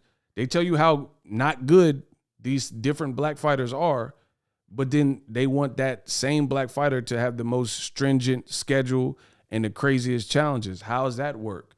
You say Tank's not popping. So something's wrong with this picture because it's not in full focus. You can't say Tank's not lit, but then you clout chasing him. You can't. Tank said he the man from 130 to 140. His promoter says it too. So you can't say that's not true. But then everybody's mentioning Tank's name. Ryan Garcia, Teofimo. You know, they're trying to link Shakur name to him. Come on, bro. So for me, I need to see the easiest fights that are available to be made. You got to make those because those are the easiest ones to do. You know what I mean? Like, if you are at home and you just went grocery shopping and you got all the ingredients to make your dish, you're making a quiche, you don't have to go to the store. Everything's already in the fridge and brand new. You just went grocery shopping. You already got all the spices. The only time you really go to the store is if you're missing an ingredient. Old media is not missing an ingredient. Top Rank, they're not missing an ingredient to make a dope fight. Shakur Stevenson versus Oscar Valdez. You got everything in the pantry, in the cabinet, in the refrigerator, in the freezer, in the spice rack. You got everything right there to fulfill that recipe. So we know what it is. NBF, no black fighters. So they're trying to create Black Murderers Row, and it's the lesser of two evils. At least we get to see Shakur lose, or we get to see Gervonta lose. And we don't have to worry about Oscar Valdez potentially losing to either one of them. That's what this becomes. It's very clear to see. Now, the funny thing is, a lot of these races, they'll say black fighters and black fight fans and stuff aren't this and that and crying and all that. You don't see black fight fans complain about black fighters fighting. That has never been a thing. That has never been. I've never heard it. Like when Wilder, correct me if I'm wrong, and I know I'm not, but correct me if I'm wrong. When Wilder was saying he wanted to destroy Joshua, name a black person that was like, nah, this fight is horrible. I don't want to see this. Black people weren't saying that. And that's two black fighters fighting each other. Anthony Joshua and Wilder. You've never heard me discourage that fight and say the fight shouldn't have. If anything, I was pushing for the fight. When Errol Spence and Keith Thurman, I was like, that's a good fight. You never heard me say, oh, no, they should never fight. When Errol Spence and Sean Porter were about to fight, you never heard me stand in the way of that. But look at other people in the world of boxing and look at old media. And then when there's a Mexican fighter, or if there's an Asian fighter or a non-black fighter, and tell me that across the board, you see the same energy. Like when people are told Pacquiao, hey, you're with Top Rank. You're with Bob. Terrence Crawford's with Top Rank. He's with Bob. Y'all should fight each other. You see mad resistance. Stop playing. Cameron Renfro, just like old media likes to put pressure on Jermall Charlo on not fighting great competition, and they saying nothing about Jaime Munguia past competition. And Jaime Munguia, for the record, is the mandatory for Demetrius Andrade. That's what people keep forgetting. He got a great action style. Looks like he has a decent chin. And he's the mandatory for Jermall Charlo and Demetrius Andrade. But who is he fighting? Gabe Rosado. You see what I'm saying? And this is the perpetual cycle that old media prefers. So the black fighter is completely, there's no inclusion. This is what they want. They want Canelo and Triple G to fight each other 4, 5, 6 times, like Juan Manuel Marquez and Manny Pacquiao. That's what they want. You know why? Because the racists know either Canelo's going to lose to the fighter from Kazakhstan or Triple G is going to get his head bashed in from the fighter from Mexico. But one thing we don't have to worry about is either one of them losing to a loudmouth black fighter like Jermall Charlo, or one of them losing to Demetrius Andrade, and then he'll never shut up, and we have to deal with this all over again. And that'll be a major star boost if either one of them brothers were to beat either one of them guys, Triple G or Canelo. Stop playing. Kamal says, Mannix, a DAZN employee, said he was angry that Jermall Charlo and Boo Boo hasn't happened. I don't remember him demanding that Triple G, Munguia, or Canelo fight Andrade. Boom. No mention of network issues, transparent. And that's why we got to stay on this subject, because this is that COINTELPRO I was talking about. This is what they're. So Munguia, listen, I like Munguia for the record. I like Munguia. But nobody insults Munguia for not fighting Charlo. He's the mandatory, and not fighting Andrade. I have not heard for a Mexican fighter, Jaime Munguia, the types of innuendos and name calling and insults that you hear for Gervonta, Devin Haney, Shakur, Errol Spence, whoever else, right? You don't see it. You don't hear nobody calling Jaime Munguia out his name. And he fighting Rosado, who got double-digit losses. I understand he's coming off a great win with Beck the Bully, but truth be told, we don't really know much about Beck the Bully. It was a great win for him, but Gabe Rosado got 12 losses or something like that. Some of them weren't fair. But I'm just saying, Demetrius Andrade has 0 losses. Jermall Charlo has 0 losses. He's the mandatory to those guys, and he's instead putting on the Golden Boy action fight with the guy with 11, 12 losses because he's coming off a great win. And I'm happy for Rosado. But what I'm not happy for is this is the game that old media continues to play, and they want this vicious cycle to continue. Yeah, Munguia never rematched Dennis Hogan, and they just left it at that. Name a black fighter: Ward Kovalev, Floyd Castillo, Floyd Maidana, Sugar Ray Leonard, Roberto Duran, a guy who got upset lost, or a guy who won and people said the other person could have won and all that. If it's a black fighter, it's almost on sight that they got to see that person again, even to their detriment. Wilder could have took mad tune-ups, but Deontay Wilder, a black fighter from Tuscaloosa, Alabama, to this day, right? To this day, to this day, to this day. Deontay Wilder fought Tyson Fury. Even when people said, hey, you're going to lose to him, he still risked it. So once again, when it's a black fighter and you're in a controversial fight like a draw with Tyson Fury or controversy over the second fight, Wilder, he showed you who he is.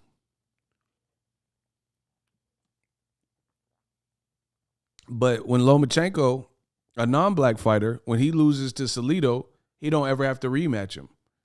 You know what I mean? We don't know if Teofimo and Lomachenko are going to rematch. And it's damn sure not an immediate rematch because they both have fights by the time they'll even get to rematch. So it's funny. Wilder, imagine this. Wilder didn't even get to train with Malik Scott. And this is no excuse. It's just what it is. He didn't get to train and do a tune-up with Malik Scott. He just went straight from a loss to Tyson Fury to a third fight with Tyson Fury and a second loss. But imagine Lomachenko, he can lose to Teofimo, and then he can fight Nakatani and Komei and these other fights before he can get back to Teofimo, and he might not even get the Teofimo from the sounds of what Teofimo's team is saying. You see how the game is different for different people? Ward, imagine if Ward said he was retired after the first Kovalev fight. Bro, they'll say his whole legacy was ruined. They would say that black man's his whole record and everything was a sham because he's choosing to leave under controversial circumstances. Even though I was at both of the fights and it wasn't controversial. The judges had him winning close by 1 round. It really wasn't no controversy. But since it was a black fighter, biracial black and white fighter, losing or winning, and they wanted him to lose to Kovalev, then people amplified it and tried to make it like it was some huge controversy. Stop it. So Oscar Valdez, man, he got to fight Shakur.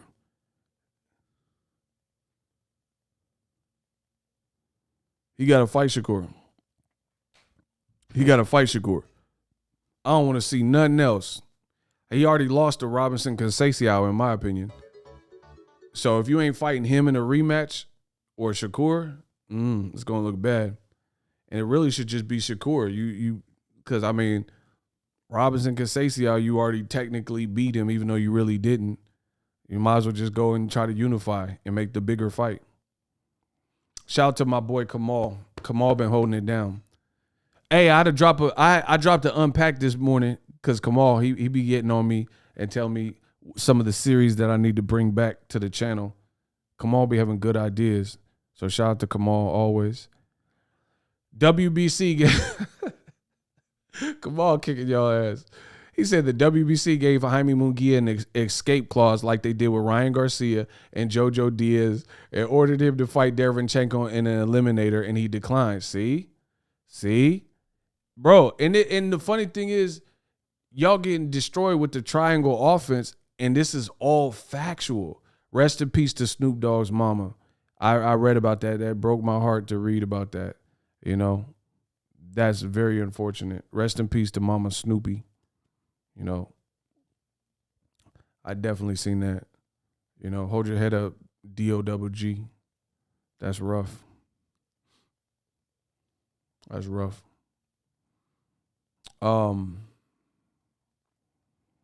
Listen, the Canelo gym, listen. Yeah, rest in peace to Beverly Tate. Listen, the Canelo gym is slowly but surely getting picked apart. If you really think about it, it's slowly getting picked apart. Like, for example, Canelo, he's in a good fight with Caleb Plant. I think that's going to be a good fight.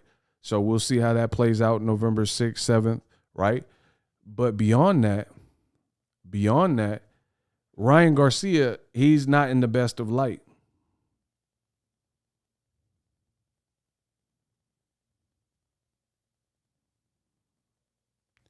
He pulled out of one fight saying he had too much anxiety. And then before the other fight was announced, but like, okay, put it this way. This let's just be real. We family. Let's be real in this boxing game. Like Cypress Hill, you got to be real. Listen, Ryan Garcia, people respected the Luke Campbell performance. And look at, just like Tio, look at how his momentum has just went because of his moves afterwards. How convenient that you would have fought in the back. Okay, so Luke Campbell obviously was a tough fight because he dropped him. So even though he won the fight, it was a tough fight. Then you're scheduled for Javier Fortuna. I know that would have been a tough fight for Ryan Style based on just because Jojo Diaz beat him. That don't have nothing to do with Ryan. Jojo is his own fighter. And then Jojo beats Javier Fortuna, so it shows he's good, and he got experience from losing to Gary Russell Jr. and beating Tevin Farmer, right? So that would have been a tough fight. What is the likelihood that in the same year you were scheduled for 3 fights, one fight with Luke Campbell, people said you were exposed, and in the other 2, and then you pull out of the other 2 fights. So when Ryan Garcia was fighting guys you never heard of for real, and guys coming off losses like Jose Lopez, there was never any pull-ups. There was never any signs of slowing down and inactivity. But now when you're linked to the best names on your entire resume, Fortuna would have been the best name on his resume, and then Jojo Diaz would have been the best name on his resume. Those are the two fights that you pull out of from. Come on, bro. It's a terrible look. So let's talk about Canelo's gym. Andy Ruiz, I don't know where he's at, but he got some leg surgery. PBC was trying to make Luis Ortiz. We'll see if Ruiz takes that fight. But he was saying he had a knee replacement, and he got dropped by Chris Arreola, which a lot of people didn't expect. So Ryan is MIA. Andy Ruiz is kind of bouncing off of the surgery with the knee surgery. I don't know if he's going to fight Luis Ortiz. Frankie Sanchez is the only one, like, and Canelo, of course. Frankie Sanchez, I have nothing crazy to say about him. Like, none of what I'm saying is crazy, but you get what I'm saying? It's like there's nothing negative to say. He fought F.A. Jogba, a bigger guy, big puncher, and he schooled him. So he's good, and he's been active. Nothing really wrong. So the darkest guy in Canelo's gym, right? The darkest complected guy in Canelo's gym, there's literally nothing you could say wrong about him. The guy from Cuba. The guy with the darkest pigment in your gym, there's nothing that anyone could say. He's not inactive. He's been fighting on Canelo's undercards. He fought on the Wilder Fury undercard. Great name, F.A. Ajagba, great performance, right? But Ryan Garcia, he MIA. We just talked about that. Andy Ruiz, I think people thought he was going to have an easier time with Chris Arreola. And then Canelo's in a good fight. We'll see how that plays out. And then Oscar Valdez. If he don't fight Shakur Stevenson, like, I don't even want to get into all of it. Oscar, he failed with the T. They still let him fight. Then he didn't have a great performance. So now, like, you getting up there in strikes, buddy. If you don't fight Shakur Stevenson, it's going to look bad. It's going to look real bad. That's that simple. It's going to look real bad.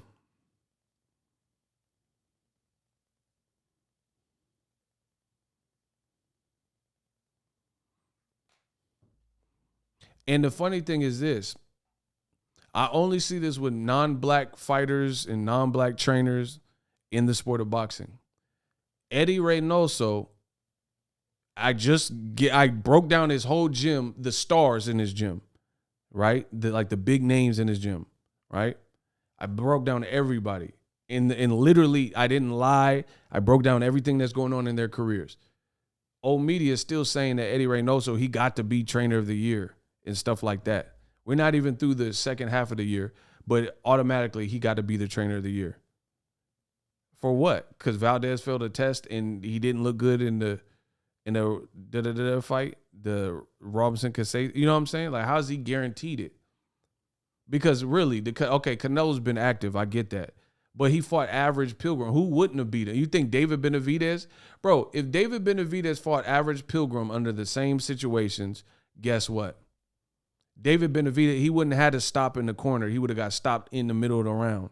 I promise you. I have that much faith in David Benavidez. If Benavidez fought Average Pilgrim, Eardrum, coming off a 2-year layoff and a loss, he would have got chopped up. Worse, way worse.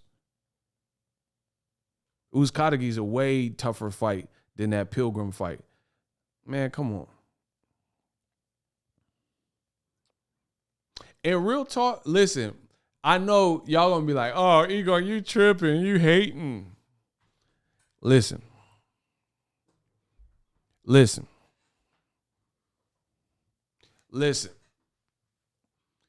Y'all want me to say it? If the fans want me to say it, can I get a hell yeah in the comment section? I'll say it.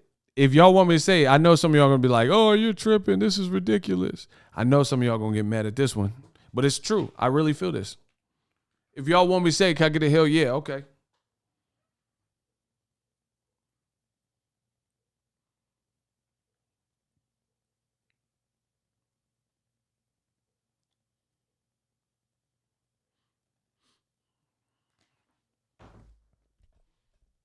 All right, I'm going to say it. I think Uzcategui is more difficult at 168 than Billy Joe Saunders. Yeah, I said it. I said it. Listen, I think Uzcategui is like a sharp focused Uzcategui. I think he's. What did Billy Joe Saunders do at 168? Please let me know,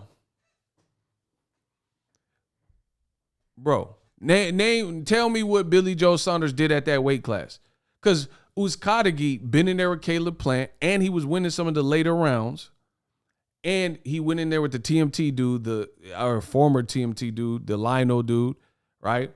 And he beat Darrell by stoppage. And he was looking pretty good before the sucker punch and all the other stuff that happened. Bro, I really think Uzcategui is more, he's done more, and he's more formidable at 168. Because Uzcategui can box. I think he's from Venezuela. He can box. He has amateur experience. I think he fought Deryevchenko in the AMs, if I'm not mistaken, and he got power. So he's like one of them good power. He's a guy you can't sleep on. Put it that way. Like a prime Diego Chavez type of person, where it's like if you don't fight him right, you've seen Diego Chavez versus Brandon Rios. Look, see, shout out to Hamza. Darrell versus anyone Billy Joe Saunders beat. That's what I'm saying. Bro, Uzcategui is way more. See, I tell you the stuff that people are afraid to tell you in the world of boxing. I'm like Bernie Mac of I ain't scared of you, mother. Where the cookies and shit? Him downstairs. Bro, I'm like Bernie Mac when it comes to this. I ain't scared of you. It's going to be some furniture moving. Man, Uzcategui, like, put it this way. If I had a boxing team and I had each division, I would rather have Uzcategui on my team to try, like, let's say it was like some kind of tournament and it's like your group versus, Russia's group or someone else's, Ronnie Coleman's fighters. I'd rather have Uzcategui on my 168 Super 6 squad than Billy Joe Saunders, for sure. So that I think Caleb Plant's win and dropping him twice, that's more sensational than anything Billy Joe Saunders ever did, especially at 168. Like, bro, listen, bro, look, just listen. I say the stuff that they afraid. Come on, I'm gonna get to you in 1 second. I gotta get this point out. I say the stuff that they too chicken to say, and it's all facts. No cap. It's all real rap. Look, listen to what I am saying. Billy Joe Saunders' best win, 160 or 168, probably David Lemieux. Some people would even say Chris Eubank Jr., but then you got to look at Eubank Jr., that was like his first real kind of meaningful fight. So David Lemieux was probably the more experienced guy with the big punch. And I thought, and the Chris Eubank was like a split decision win. David Lemieux, he schooled him. But guess what? David Lemieux been stopped by Marco Antonio Rubio, who Triple G beat easy. Y'all don't know boxing. I'm just talking. It's like, y'all don't know boxing. I don't even know why I'm even saying this, bro. Marco Antonio Rubio knocked David Lemieux out. Then he lost his very next fight to Yoshim Alcine, who Charlo later beat easily. Marco Antonio Rubio got destroyed by Triple G after missing weight. Y'all don't know boxing. It's okay. So it's like Billy Joe Saunders, outside of him having a loud mouth and old media getting behind, what has he really done for real? You know what I'm saying? He had an up and down career, and man, come on, bro. David Lemieux is probably the best name and the best performance on his whole resume. And that's after Triple G whooped David Lemieux. So how relevant is that? It was a good win at the time, but that's not like light years above nobody. You know what I'm saying? Like Shakur just went in there and fought Jamel Herring, a champion coming off the Frampton win. And Jamel Herring is a veteran. He's a Marine, so he's tough, got heart, and he's bigger. And he had sparred with Shakur. That's way more meaningful a win. Kamal says sanctioning bodies need to drop people from rankings when they turn down title shots and eliminate it, like Dillian White. Oh, he said it too. Only the IBF does. D-ball Dillian. Canelo was Boo Boo's WBO mandatory at 54. Ryan Garcia and JoJo with Devin Haney. I like that idea.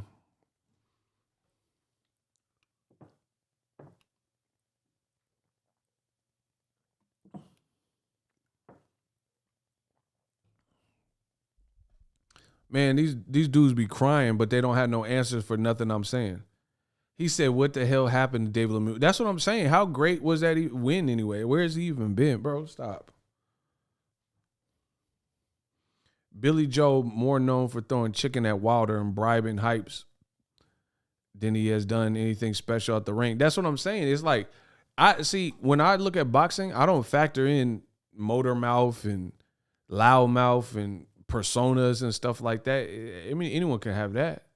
Well, I'm talking about what you done in the ring. What did Billy Joe Saunders? He did. First of all, he didn't do any. Bro, Uzcategui is better than Billy Joe Saunders as a whole. Name somebody that Billy Joe Saunders beat that Uzcategui would get destroyed by. I want to hear this. Name somebody that Billy Joe Saunders beat, and when Billy Joe Saunders beat him, you think had they fought Uzcategui, they would have beat him. So basically, if you swap out Billy Joe Saunders' name and the person up the bat was Uzcategui would have lost that night. Name somebody. Artur Akov? Man, stop. Martin Murray? I thought he was retired when Billy Joe Saunders fought him. And he wasn't a 68-pounder. Name somebody. Carleon said, nobody can give you what you need. Nobody. Bro, who? David Lemieux? David Lemieux at 160 would have beat Uzcategui?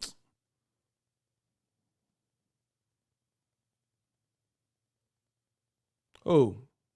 Just name the person. Name somebody you think would have whooped him. Nobody can give you what you need. Who can lay your body down? He said, I think Uzcategui would work Eubanks. See, that's what I'm saying. Matt Korobov was feeding Eubanks or whatever in one round, and he jacked up his hand. But he was feeding straight lefts like he was Pacquiao. Y'all don't know boxing. Come on, man. Name somebody that you think that Billy Joe Saunders beat. That who else did Billy Joe fight? Gary Spike O'Sullivan? Man, stop, bro. Uzcategui would toy with all them dudes. So, like I said, I stand by my statement then. Uzcategui is more durable, better. Like, has anyone ever knocked out Uzcategui? He never been knocked out. So if David Benavidez knock him out, he the real deal. Because Uzcategui, he never just got body like that. Man, stop it. Y'all don't know boxing. And here's the other thing. Uzcategui, I've been next to Uzcategui. He was on the card in Atlanta. And I was at the Caleb Plant fight. Man, I told you, I've been around. Bro, he's 6'2". Uzcategui's 6'2". And he got a punch. And he's had some fights where he was over 170 before.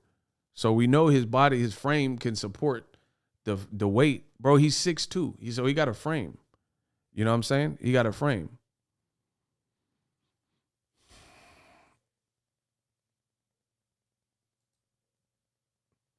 And he got experience. He fought Matt Korobov. He fought the Hawk Jackson's son, Julius Jackson, the chef one. He knocked him out. Man, come on. Y'all don't know boxing, bro. Derek Finley was a ranked guy. He knocked him out, stopped him. Derek Finley, man, come on, bro.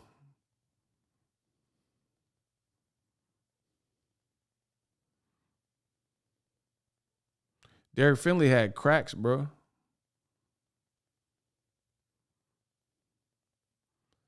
He had like an awkward style.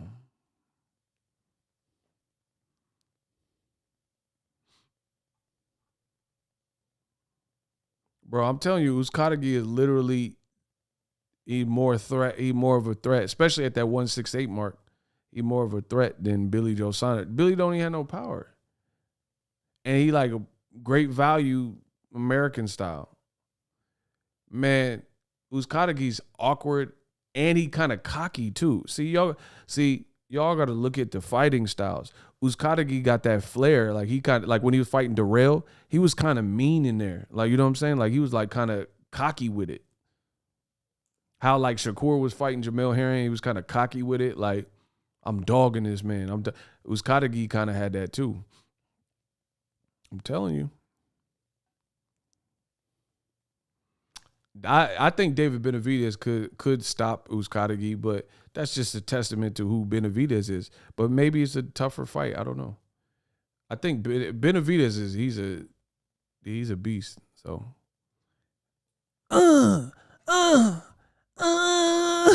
bro, he be doing that machine gun thing. Oh, I don't know.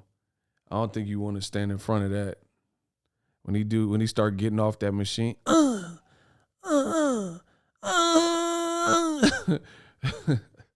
When he start getting off, nah, bro, you better move. He be tripping out, bro. Listen, I don't care what nobody says. When he hit Porky Medina and pinballed his head with like 1,000 punches, that's an all-time classic, bro. Bro, he said, bro, I ain't never seen that, bro. That just looked. Porky Medina was like, bro, like he. Oh my God, I have it. I think I have it somewhere, bro. Where is that clip? He said, and the dude looked like a robot, like he was just getting hit for. Oh my God, man, it is literally one of the funniest combinations ever thrown in boxing history. I know I got the clip somewhere. Come on, don't make me unload, bro. If I can find this clip. Bro, the way his head, he looked like a robot that's stepped in like in water or something and started malfunctioning. He's like, bro, this is how his Benavidez had the boy head.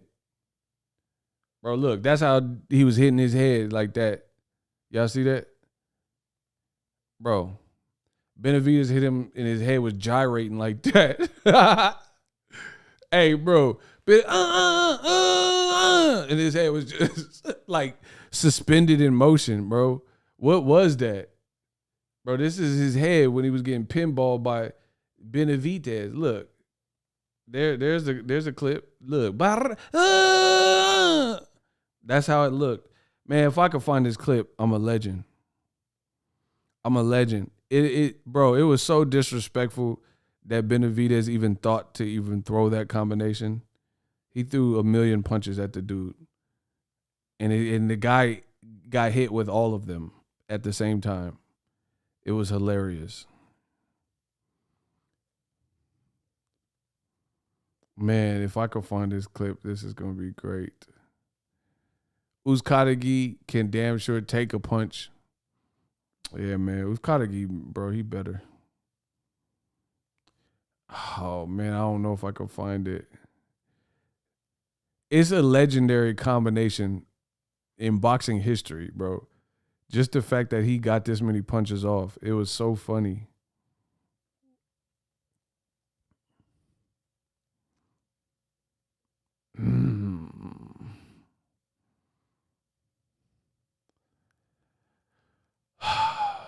Now I'm getting stressed out because I really want to find this. Got him. Bro, watch. Listen, I told you I'm like Michael Myers.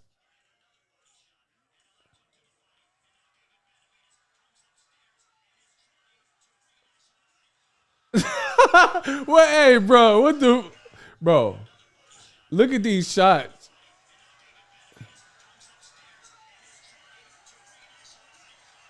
Man, hell. Bro, hell nah. Bro, how is he even? Just listen to what I'm trying to say. Listen, bro, come on, bro. I count how many punches he was crisply landing. Oh, look at that body shot. Eat that.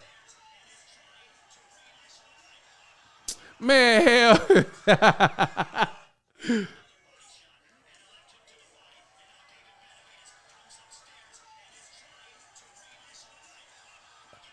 Man, hell, that's some Street Fighter. Hold on.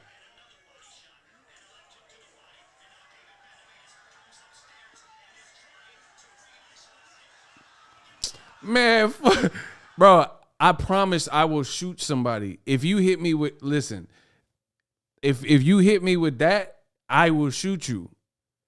Listen, I'm coming back with the stick. I promise you.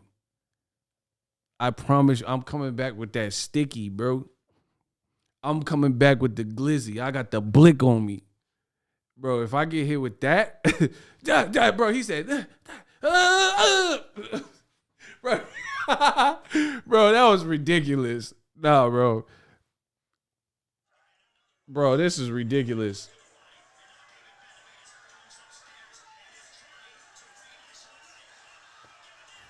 Bro, why he fall like that?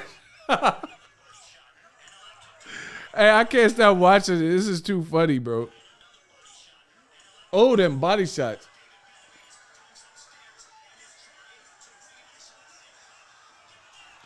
Bro. But what? Hey, bro, David Benavidez got to get arrested. Hey, bro, I'm going to file charges for Porky Medina. Listen, that was so unnecessary. Bro, and the thing is, he was dumping in them guts, too. Pause. Listen, bro, he was destroying his body, too. Bro, David Benavidez got it. I know he got a warrant for his arrest. There's no way you should be free after hitting somebody that, like, bro. No, bro. I'm going to file charges. I'm going to snitch. Ego 6'9".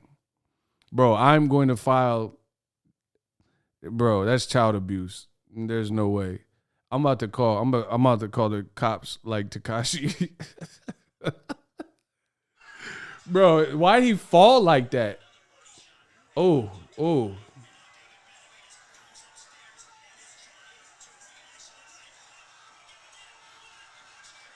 Bro, he punched him through the rope. Nah, it's over, bro. I can't stop watching.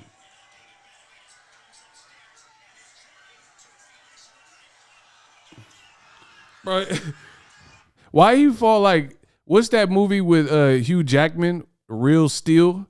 Bro, he felt like a robot. He said, that was hilarious, bro. I can't stop watching. I'm about to go watch that some more times. Bro, and he spilled through the road. Nah, that was too. Benavidez is too much fun to watch. I can't. There's no way, bro. If he do that to his Kadagi, he might. Listen, Benavidez might body Canelo, bro. If Canelo can even get past Caleb, I'm telling you, Benavidez might body Canelo, bro. And I know people get mad. Oh, the Chupapi Muñeño.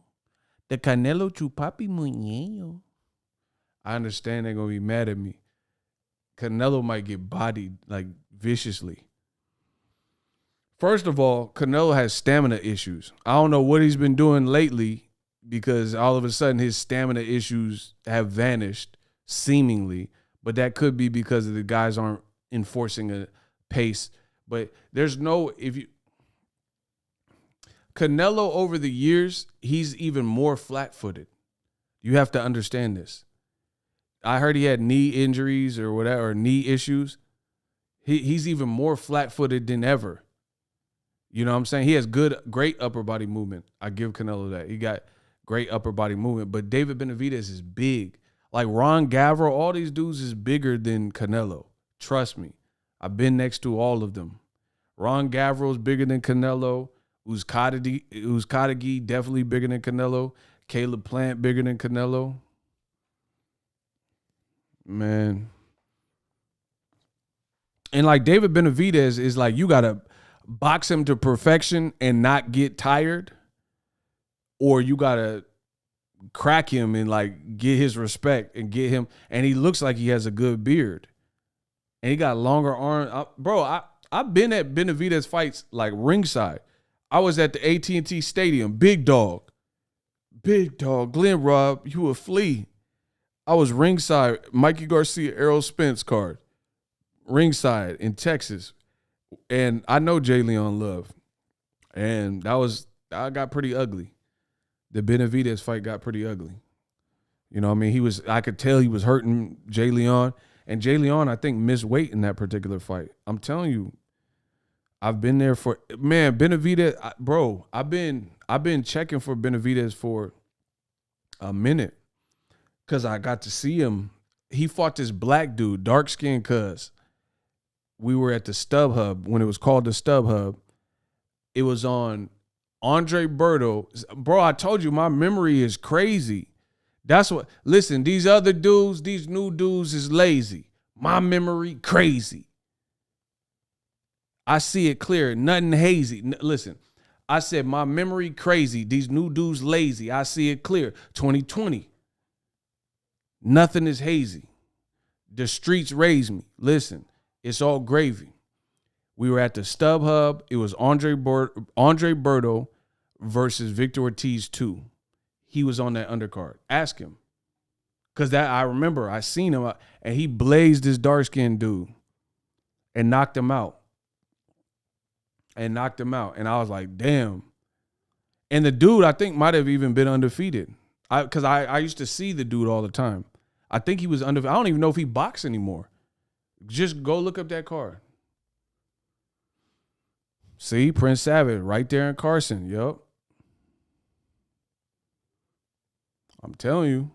He blazed that dude. And I think the dude was like a promising person and he was undefeated. I don't even know if the dude boxes anymore type thing. I'm telling you. David Benavidez might have messed his little trajectory up because he got a nasty body. Hey, the StubHub be cracking. I ain't gonna hold you. StubHub, if you want to see people get knocked out, you got to go to the hub. And I don't like the new name for it either.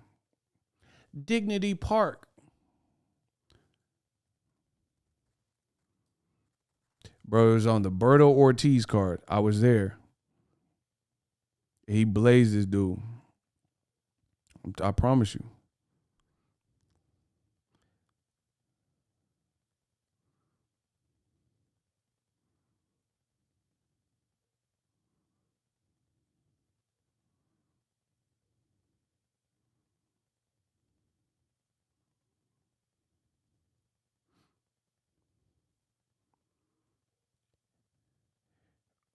Bro, look at this.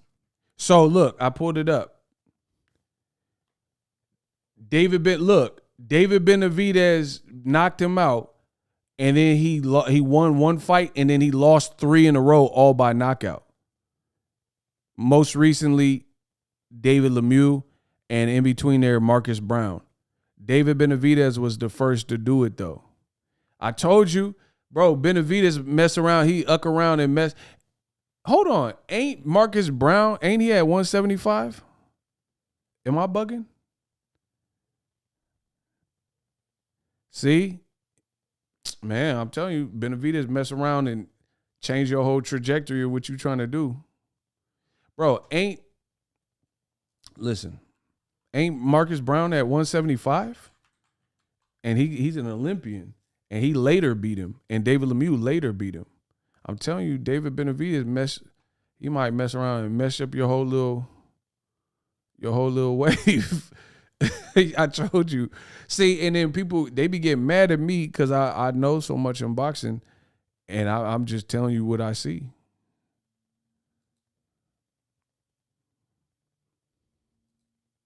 Bro, he done lost 3 more times, all by knockout since the Benavidez fight. I'm trying to see if that's the dude, though. Benavidez, Berto Ortiz.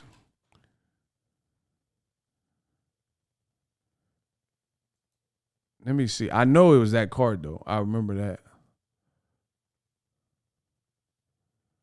Nah, that's not the dude. That's another guy. Because I looked at the dude's picture. That's not him. It's not that. But that dude, look, okay, so look. So look, that dude that y'all just showed me, the Francie dude, after David Benavidez knocked him out, then he is never the same. But look, there was the other guy, Philip Jackson Benson. His KO percentage is 78%. I told you. So this dude had a lot of promise, and he never fought again. Look, after he lost to Darnell Boone, and he got knocked out, and Darnell Boone got cracks. Darnell, so you have to forgive him for that. Bro, he was like, bro, he was on a win streak. Look. Or actually, he won one fight. And then he fought Benavidez and got knocked out in 2. He ain't fought since 2016. I told you, bro, that's 2 people. And Benavidez fought in 2016 and their whole trajectory got screwed up after they fought this man. I told you. And here, peep this. I understand Darnell Boone was the first to knock the guy out, but Darnell Boone got cracks. He hurt Andre Ward, right? And it took 6 rounds to TKO him. After that point, a fight later, Benavidez knocked him out in 2. So I'm telling you, Benavidez mess your up. You don't fight him right, he'll mess. I think he broke Ron Gavril's jaw or nose or something in the rematch. The first fight was tough. See, I told you, I really be studying and respect this sport. I'm telling you, Benavidez. And the same thing with J. Leon Love. That's my dude, though.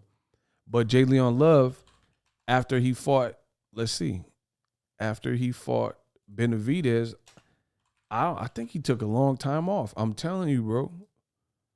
Okay, yeah, J. Leon Love got knocked out by Benavidez in 2019, March, and he's not fought since.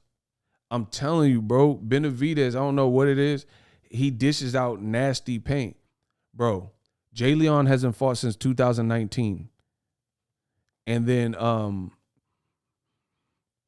the Francie dude went on to fight and he lost 3 of his last 4 fights, all by knockout. The other dude I was telling you, the Philip Jackson dude, never fought again. I'm telling you, look at these dudes. See, y'all think Philip Jackson Benson, he got all 90s sitcom dad's name. I'm done, bro. This man, he said Philip, Uncle Phil. I'm done, bro. Ron Gavril, let's look him up. Bro, so he got 2 knockouts since Benavidez, but it's against 13-5 and 1 guy and a guy 10-11 and 2. Bro, see, that's what I'm saying. He hasn't fought up to that competition anymore. So that's hard to gauge, you know what I'm saying, until you fight somebody. I'm telling you, all right, y'all, look at it. Bro. Dennis Duglin, Mama's boy, fought Benavidez, got stopped, and then lost his very next fight to Anthony Durrell. And has since lost 2 more times. So he lost 3 times after messing with Benavidez. He did have some losses before, though. I'm telling you. I mean, I'm going to look at some of the other guys. Bro, listen to what I'm telling. I tell you, I know my boxing, bro. This other dude, Kevin Cobbs, Benavidez fought him in 2016. He took 2 years off and came back and got knocked out again. His very next fight.